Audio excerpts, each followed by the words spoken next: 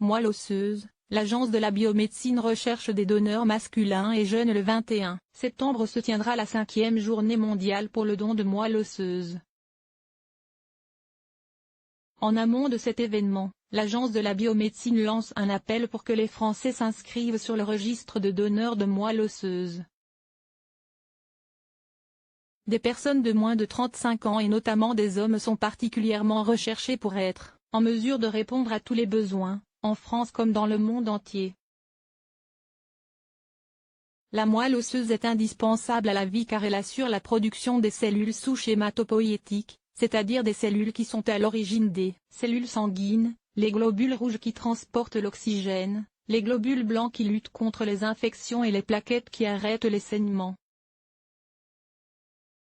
Son rôle est d'autant plus vital dans le fonctionnement du corps humain qu'elle fabrique aussi les cellules de l'immunité, appelées les lymphocytes, chargées de reconnaître et détruire tout élément étranger introduit dans l'organisme. Elle est présente dans l'ensemble du squelette, et plus particulièrement au niveau des os plats, comme les os du bassin. Dans certaines maladies, leucémie, lymphome, la greffe de moelle osseuse permet de soigner les patients. C'est pourquoi une journée mondiale est consacrée à ce don, le 21 septembre. Cette année se tiendra la 5e édition de cet événement, l'occasion pour l'Agence de la biomédecine de faire savoir au public qu'elle recherche des donneurs, surtout de jeunes hommes.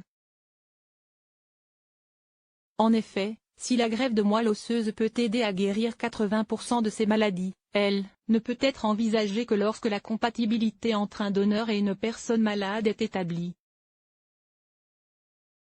Or, la probabilité de trouver un donneur compatible, en dehors de la famille, est seulement d'une chance sur 1 million en moyenne.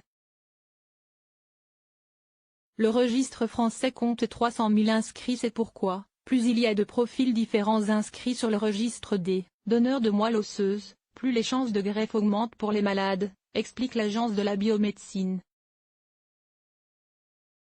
Selon ces chiffres, près de 36 millions de donneurs sont aujourd'hui inscrits et mobilisables dans le monde. Un donneur inscrit sur le registre en France, s'il est appelé pour faire un don, pourra donner à un patient qui vit à quelques pas de chez lui ou à des centaines, voire des milliers de kilomètres. Ainsi en 2018, 76 donneurs inscrits sur le registre français ont été prélevés pour des patients internationaux de 19 pays, parmi lesquels les États-Unis, l'Allemagne et l'Angleterre principalement. Le registre français des donneurs de moelle osseuse a passé en juillet 2019 le cap des 300 000 inscrits, un nombre qu'il faut continuer à faire grandir pour être en mesure de répondre à tous les besoins, en France comme dans le monde entier, ajoute l'agence. Parmi l'ensemble des donneurs inscrits, 64% sont des femmes et 62% sont âgés de plus de 35 ans. Mais pour répondre dans la durée aux besoins de chaque patient, et améliorer les chances de trouver un donneur compatible, le registre français recherche des hommes et des personnes de moins de 35 ans. La raison est simple, un donneur jeune reste plus longtemps sur le registre et a donc plus de chances de pouvoir aider un malade. Pourquoi les hommes sont plus souvent sollicités? À noter également que, lorsqu'un choix est possible, ce sont les hommes qui sont le plus souvent sollicités. En effet, l'agence précise que les cellules issues de leur moelle osseuse, étant dépourvues des anticorps développés par les femmes lors de leur grossesse, offrent une meilleure tolérance du greffon sur le plan immunologique chez les patients.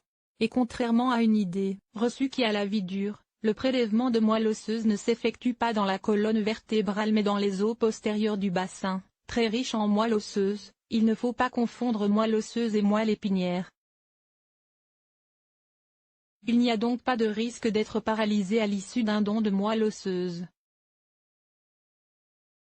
Outre le prélèvement dans les os postérieurs du bassin, celui-ci peut également être réalisé par aphérèse.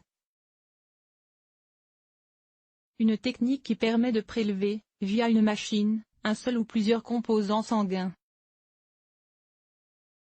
En s'inscrivant, chaque volontaire donne son accord pour ces deux types de prélèvements. Auparavant, Celui-ci doit répondre à 3 critères. Être en parfaite santé, avoir plus de 18 ans et moins de 51 ans, lors de l'inscription. Accepter de répondre à un questionnaire de santé et de faire une prise de sang. L'Agence de la biomédecine a établi qu'en moyenne une période de 1 à 3 mois s'écoule entre le moment où le donneur est informé qu'il est compatible avec un malade et le prélèvement.